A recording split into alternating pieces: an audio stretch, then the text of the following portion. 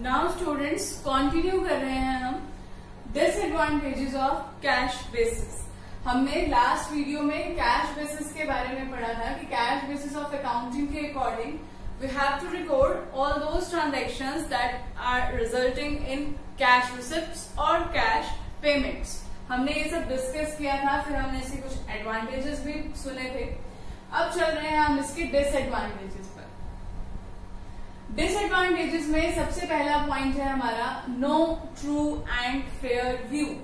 No true and fair view मतलब ये है यहाँ पर कि जब भी हम कैश बेसिस ऑफ अकाउंटिंग को फॉलो करते हैं और जो हमारा अकाउंट्स को प्रिपेयर करने का पर्पस है कि हमें at the end of financial year एक ट्रू पिक्चर मिलनी चाहिए, हमें सही प्रॉफिट्स के बारे में पता चलना चाहिए कि एक्चुअल में हमने कितना कमाया उस बिजनेस से, कितना अर्न किया है।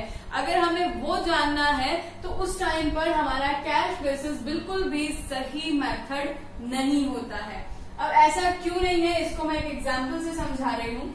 देखो, कैश बेसिस के अकॉर्डिंग मुझे क्या करना है, मुझे कैश रिसिप्ट्स को ऐड करते जाना है और पेमेंट्स को लेस करते जाना है, ठीक है। और यहाँ पर मैं कैश बेसिस ले रही हूँ और इधर मैं ले रही हूँ एक्रूअल बेसिस। एक्रूअल बेसिस अभी तक मैंने आपको बताया नहीं है, बट एक्रूअल बेसिस को अभी मैं पहले बता ही देती हूँ। एक्रूअल बेसिस ऑफ अकाउंटिंग हमारा वो बेसिस है जिसके अंदर हम उन सारी ट्रांजैक्शंस को रिकॉर्ड करते हैं that are related to the current year. यानी कि एक्रूअल बेसिस के अकॉर्डिंग किसी भी ट्रांजैक्शन की वजह से कैश रिसिप्ट होना या फिर कैश पेमेंट होना नेसेसरी नहीं है। एक्रूअल बेसिस के लिए सिर्फ इतना इम्पोर्टेंट है कि वो इनकम करंट ईयर की है, उसके लिए चाहे अभी हमारे हाथ में कैश आया है या नहीं आया है, वो हमारे इस साल के प्रॉफिट्स को इंक्रीज करेगी। इसी तरह से ऐसे एक्सपेंसेस जिसकी वजह से अभी हमारे पास से कैश गया है या नहीं गया है, यानी कि पेमेंट हुई है या फिर नहीं हुई है, लेकिन फिर भी वो हमारे इस साल के प्रॉफिट्स को रिड्यूस करेगा। That means we have to record all those expenses which have been due, यानी कि विच आर पेड और नॉट, लेकिन ड्यू हो गए हैं तो इसका मतलब वो इस साल के लिए रिकॉर्ड किए जाएंगे। दूसरी बात, वो सारी ट्रांजैक्शंस हम रिकॉर्ड करेंगे जिसके लिए हमें इनकम रिसीव होनी चाहिए थी, चाहे मिली है या फिर नहीं मिली है।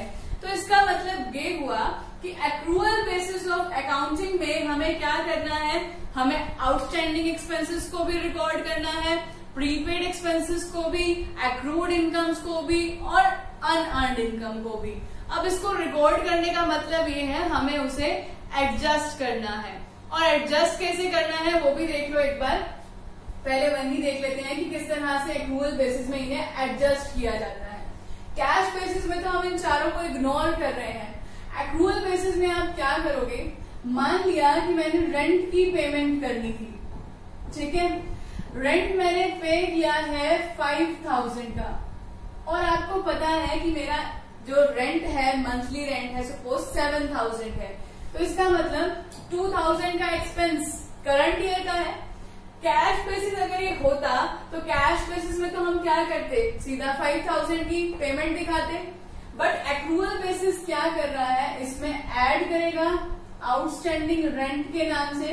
ये रेंट ऐसा है जो अभी तक कैश में पे नहीं हुआ, लेकिन एक्चुअल में ये टोटल कितना एक्सपेंस है, 7000। तो एक्रूअल बेसिस जो है वो हमें सही पिक्चर शो कर रहा है। यहाँ से आपको फर्स्ट पॉइंट भी क्लियर हो जाएगा, no true and fair view.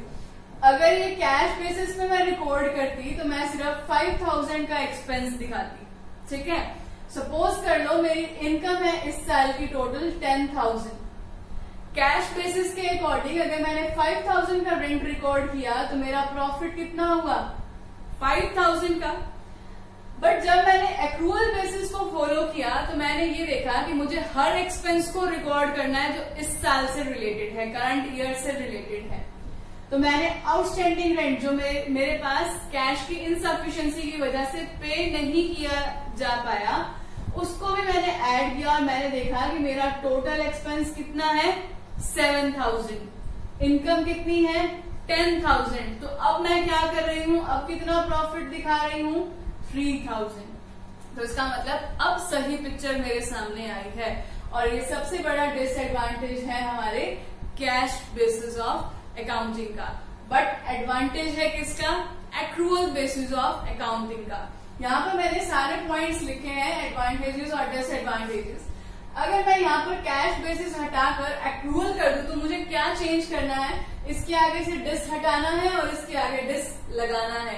यानी कि एक्रूअल बेसिस में जो कैश बेसिस के एडवांटेज हैं वो डिसएडवांटेज बन जाएंगे, और जो कैश बेसिस के डिसएडवांटेज हैं वो उसके एडवांटेज बन जाएंगे। तो फर्स्ट पॉइंट आपको क्लियर हो गया होगा कि कैश बेसिस जो है वो कभी भी हमें ट्रू और फेयर पिक्चर शो नहीं करता है। एक्रूअल बेसिस में हमेशा true and fair view present किया जाता है, और आउटस्टैंडिंग रेंट को किस तरह से एडजस्ट करते हैं आपने वो भी देख लिया, हम उसे ऐड कर देते हैं। अब अगर मान लो इसी रेंट के अंदर मैं ये मान लू कि जो मेरा रेंट मैंने पे किया है, मैंने इस साल जो रेंट की पेमेंट की है वो की है मैंने 15,000 की, और साथ में मुझे ये भी बता दिया गया है कि 3,000 का जो रेंट मैंने पे किया है वो मैंने अगले साल के लिए एडवांस पे कर दिया है। तो कैश बेसिस तो क्या करेगा? सीधा 15,000 का माइनस, यानी कि पेमेंट दिखा देगा 15,000 की। बट यहीं पर एक्रूअल बेसिस क्या करेगा? इसमें से लेस कर देगा प्रीपेड रेंट 3,000, और बिल्कुल सही पिक्चर शो करेगा कि इस साल का एक्सपेंस कितना है रेंट के नाम से 12,000, जबकि कैश बेसिस कितना बताना था 15,000।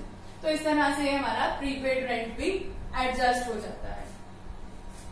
नेक्स्ट पॉइंट है हमारा यहाँ पर डिसएडवांटेज का, नोट फॉलो मैचिंग कंसेप्ट, कि जो कैश बेसिस है वो मैचिंग कंसेप्ट को फॉलो नहीं करता है। अब मैचिंग कंसेप्ट आपको क्या बताता था? मैचिंग कंसेप्ट हमें ये बताता था कि हमें हर रेवेन्यू में से उस एक्सपेंस को लेस करना ही करना है जो उस रेवेन्यू को अर्न करने के लिए किए गए हैं।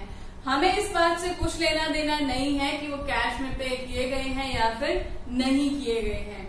अब जैसे मान लो कि मेरा रेवेन्यू है 10,000, इस 10,000 के रेवेन्यू को अर्न करने के लिए मेरे टोटल एक्सपेंसेस हुए हैं 7,000 के, ठीक है।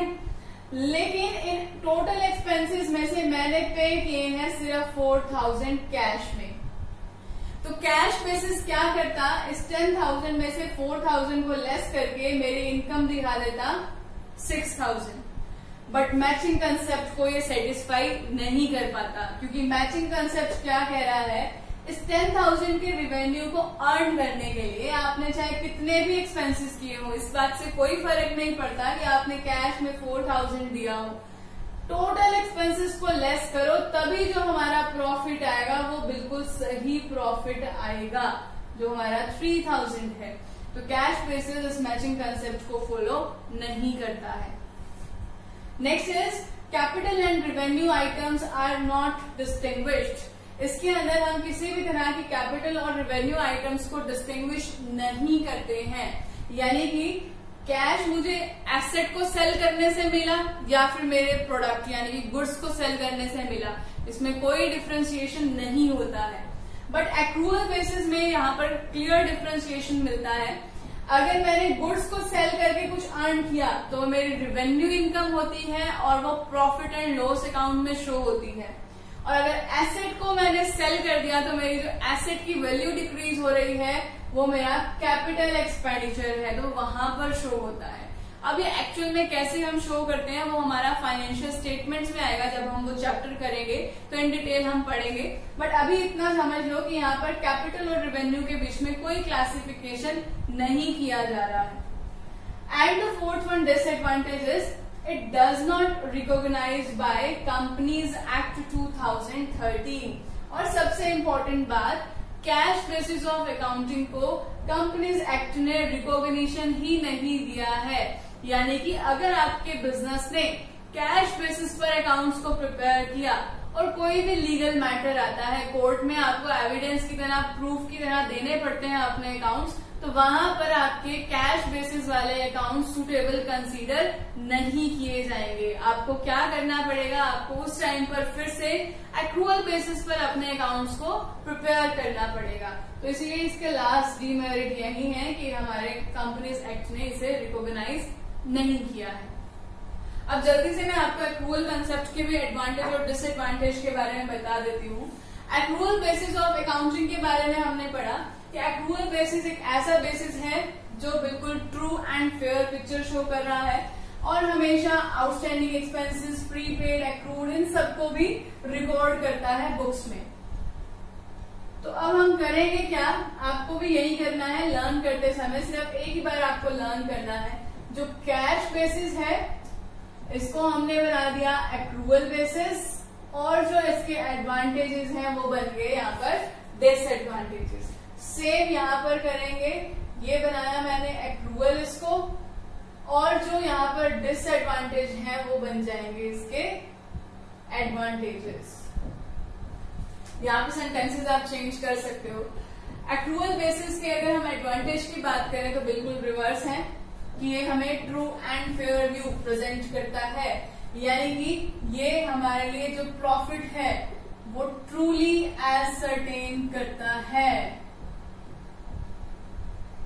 यानी कि profit is ascertain truly. Accrual basis cash basis में था कि वो मैचिंग कंसेप्ट को फॉलो नहीं करता है, but it follows matching concept, it shows true and fair picture. Capital and revenue items are distinguished. Outstanding, prepaid, accrued income, earned income got placed under accrual basis of accounting. And last, it is recognized by Companies Act और इसको recognize भी किया है Companies Act ने। अब disadvantage क्या हो जाएंगे इसके? डिसएडवांटेज यही है इसके कि ये सिंपल और रियलिस्टिक नहीं है, इसको रिकॉर्ड करना थोड़ा सा कॉम्प्लिकेटेड है। अब क्यों कॉम्प्लिकेटेड है, कैसे कॉम्प्लिकेटेड है, ये आपको तभी पता चलेगा जब आप फाइनेंशियल स्टेटमेंट्स प्रिपेयर करोगे खुद से। नेक्स्ट है it requires use of estimate. इसके अंदर हमें एस्टिमेट लगाने पड़ेंगे क्योंकि अगर आपको डेप्रिसिएशन चार्ज करना है तो 10% से चार्ज करना है, 5% से, 2% से, 8% से, कितना डेप्रिसिएशन चार्ज करना है, 15% करना है, ये सब आपको पहले से ही डिसाइड करना पड़ेगा और यहाँ पर फिर पर्सनल जजमेंट्स और एस्टिमेट्स आपको अफेक्ट करेंगे। And last, suitable where most transactions are on cash basis. ये था हमारा कैश बेसिस का एडवांटेज, बट एक्रूअल बेसिस में ये एडवांटेज डिसएडवांटेज नहीं है। एक्रूअल बेसिस में सिर्फ दो ही डिसएडवांटेज हैं, एक तो ये सिंपल नहीं है और दूसरा इसके अंदर एस्टिमेट्स और जजमेंट्स की रिक्वायरमेंट होती है। तो ये था हमारा complete chapter process and bases of accounting, जो आप रिवाइज करेंगे अब, और उसके बाद हम स्टार्ट करेंगे नेक्स्ट क्लास में नेक्स्ट चैप्टर।